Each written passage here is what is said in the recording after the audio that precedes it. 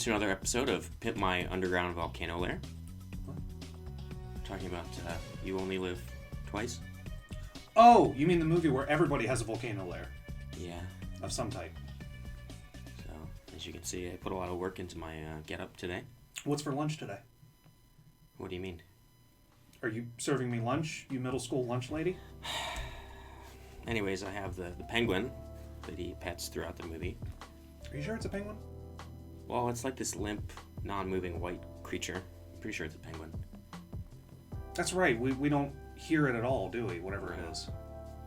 But it's something fluffy. Something fluffy. I guess it's a penguin. Anyway. Commence the bitch fest. Can we say that? Go for it. Commence the bitch fest. Man, this movie. Yeah. Yolt, as the kids say. The kids. Simpler time. So, from what we just kind of went through earlier, I think we both used to like this movie a lot more than we do now. And that's not saying a lot. I mean, I always thought it was like kind of middle of the road, like fun. But now I'm like, I think it's bottom of the road. It's just... It's like the Star Wars prequels. It's literally the sloppiest James Bond movie ever. Let me withhold judgment on that, but it's very sloppy. Just... Yeah. Old Sloppy Joe Fest. What's for lunch? Here you go. There's a little bit of everything you like, and then there's really not good things. Yeah, I mean... Mostly my feelings of this movie are just all around mixed. Because, like, okay, let me put it this way. Let's talk about the things we liked. Okay. So the things I liked the helicopter stuff. Yeah, that was fun. Pretty entertaining. Really good use of the James Bond theme. I liked the intro, because it's like the first time we see, this is the first time James Bond has been teased that he's dead. Yeah. And it sets up the plot pretty well, like the impending World War III, whatever. Oh, and by the way, before we move on, the screenplay of this movie was done by Roald Dahl, who did Willy Wonka and the Chocolate Factory. So we're already in for an interesting time. Yeah, unfortunately, they cut the scene where James Bond licks the wallpaper and discovers the location of the volcano lair. The schnozberries taste like schnozberries. James, please, we need you to get back to work. Yeah, it was his first screenplay, if you couldn't tell. Yeah. No excuse. You're a professional writer. Do better. I think, things we like. All right, the helicopter. The helicopter scene stuff is good. Good action. The car chases are fun. And like even on the helicopter, there's like the gadgets. Q comes in, and whenever Q shows up, it's always a fun time. What other gadgets did he have in this? Besides everything seems to be a little gadget. The cigarette rocket. The cigarette, yeah, that was, again, fun. Campy, fun. I'm okay with these things. This is, I think, a defining moment in the series. It's like, here's the formula. And it's going to be shoved down your throat. Yeah. Like underground lair, creepy villain, like tons of gadgets, car chases, women that are there for no reason. Not just the bad guys. They're not the only ones that have an underground lair. It's the good guys too. Goes down a tunnel and then right underneath into this big slide where he's like sliding down. So not all the formula is bad. It's certainly enjoyable. And if you turn your brain off, which I turned my brain off like halfway through, and then I thought back, I'm like, wait, did that just happen? And if you turn your brain off, it's a lot of fun. Well, even like, okay, so let's put it this way. The tense moments, like when the ship is coming up to trap the other ships, like as campy or silly as it comes off, I think there's a genuine tense feeling because that one astronaut's outside and you feel that tension of, oh God, is he going to get back in? Even if the scene itself is a little campy, a little silly, like I think those moments are good. Wait, you're supposed to squint my eye the whole time, right? I guess, yeah, go for it. I mean...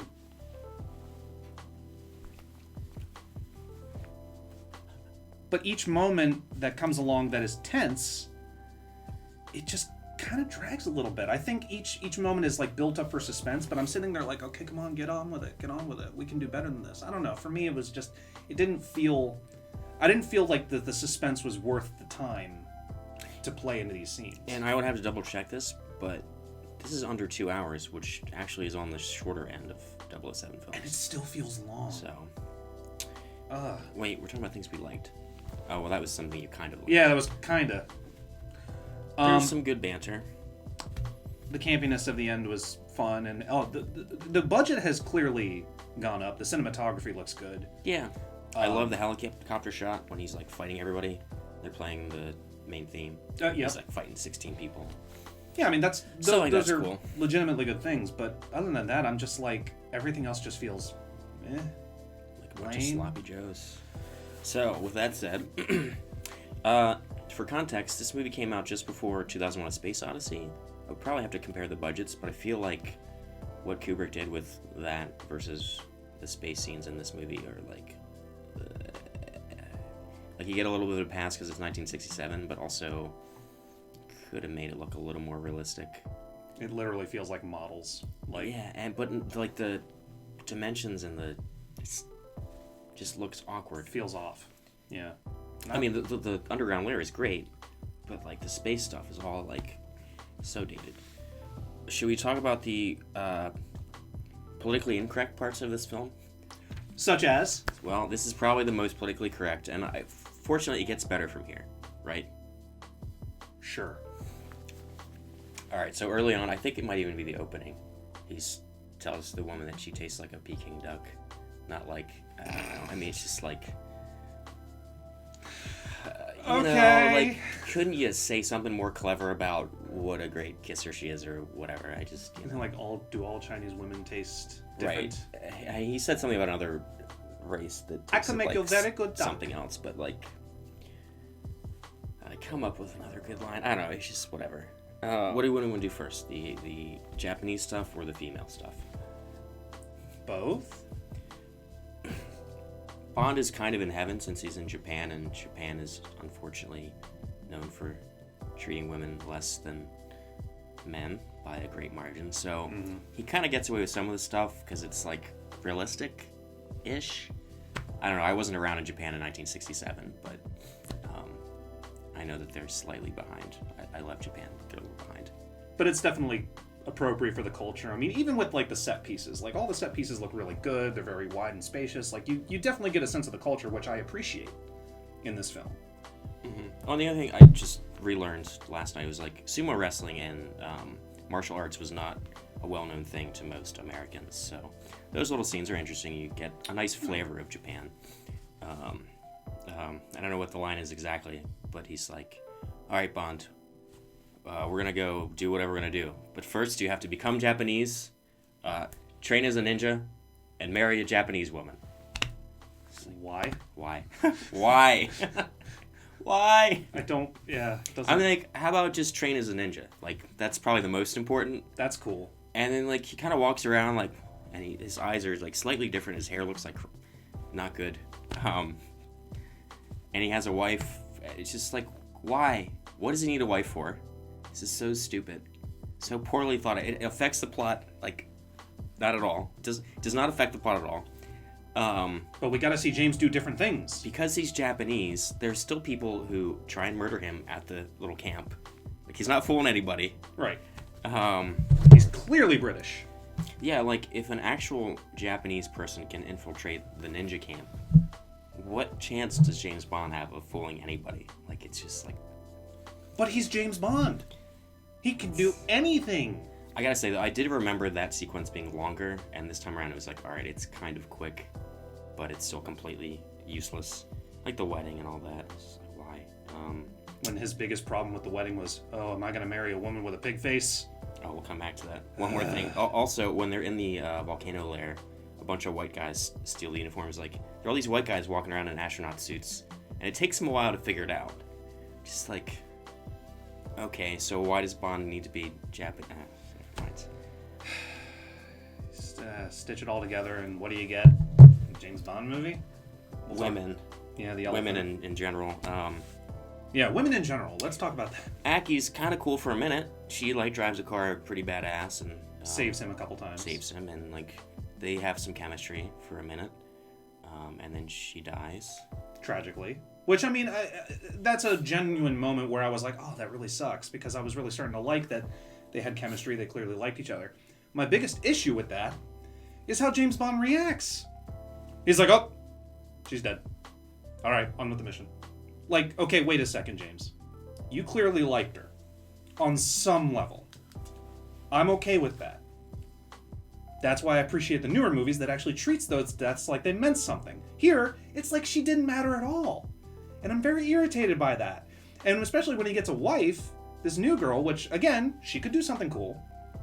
But she doesn't. She runs around half naked. And then she puts some clothes on when she gets into the lair, and then somehow she loses her clothes again by the end of it. It's like... And it's like she doesn't really add much at all. And I'm like, well, why did we... Clearly this movie is treating women the same way the culture is. Like, they're nothing. And I don't like that. It would have been better if Aki had not died and just been the same. He would have married her for no reason. That would have made some sense. Yeah, why did the guy tell him, oh, that is not possible? Like, why not? I don't know. You can make him Japanese, but that's not possible? Tanaka's like, she has a face like a pig. And then Bond says, to hell with that idea. And then Aki says, well, something to the effect of like, well, what about duty? Like, queen and country. Like, it's like, psh, psh. Come on, dude. You're the one that's supposed to, like, sleep with anybody and, like... Yeah. And then she's not so bad looking and he falls in love with her or whatever. I don't know. And because, of course, we have to pay it off that James gets what he wants. They have their honeymoon, which is kind of a running gag. Or don't have their honeymoon. He's got the oysters. He's like, well, I guess I won't be needing these. And then later they're hanging out and she's in a two-piece and all of a sudden she's like, you know what, I think I will kiss you. It's like... What has he done in the last couple days that have made you all of a sudden, that like... deserves this. But yeah, I don't know, and this kind of relates to our other point. All the characters, aside from Bond, are, like, flat and boring, and... It's lame. I mean, like, the... Nothing stands out. Japanese Felix is, like, okay, but he's kind of one-dimensional. Future Blofeld is kind of interesting. Henderson, before he gets offed. Yeah. Yeah, that's the same actor. The man who plays Henderson in this movie becomes Blofeld, like, 2 movies later. So they reuse actors in this series, apparently. Oh, and the other thing, the girl he marries, like, her name is Kissy Suzuki or something crazy like that, but we never hear it. Yeah, it sounds very James Bond-esque, doesn't it? Yeah, it's like, what a wasted opportunity, but I guess how little effort they put into the rest of her character. What does she even need? You're like, whatever. James is the reason we came to see this movie. Oh, and then number 11, the redhead. That was where I turned off my brain, and I'm like... And then I was like, wait a second. It just happened. I wasn't sure, like... It's short, but that sequence, like... Her character is a dumbed-down version of Fiona from the last movie. And this character, I didn't really care for. Because even she's like, tell me what you know. And he's like, I'm not going to tell you anything. I'm actually a spy. Like... Yeah, like, at first I wasn't sure, like, I was thinking, like, are they supposed to be playing each other somehow? But then, like, no, she just kind of wants to bang him.